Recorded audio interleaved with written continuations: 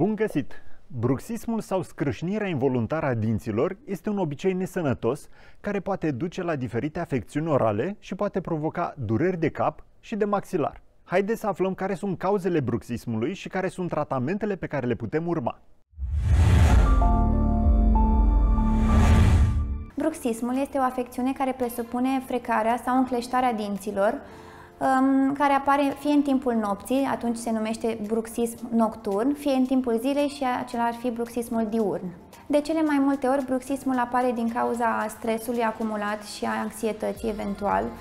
Poate să aibă ca și cauză o malocluzie, dinții să nu fie corect aliniați. O altă cauză ar putea fi permutarea dentară, schimbarea dinților de lapte cu cei permanenți, eventual odihna insuficientă și poate chiar și consumul de cofeină sau substanțe de genul acesta înainte de somn.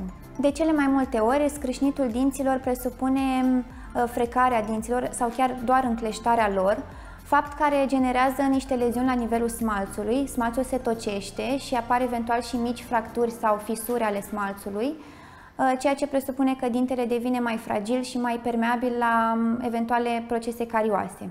Primul și cel mai popular remediu pentru scrâșnitul din dinți ar fi purtarea unei gutiere, care reprezintă un mulaj transparent care se adaptează perfect pe dinți și care elimină contactul dintre ei pe timpul nopții, ceea ce face ca scrâșnitul să nu mai afecteze efectiv smalțul, ci să fie protejat astfel. Un alt remediu ar fi să înlăturăm și să minimizăm stresul pe cât posibil, să evităm consumul de băuturi care conțin cofeină înainte de somn, pentru că asta ar putea să amplifice un pic efectele și manifestarea bruxismului.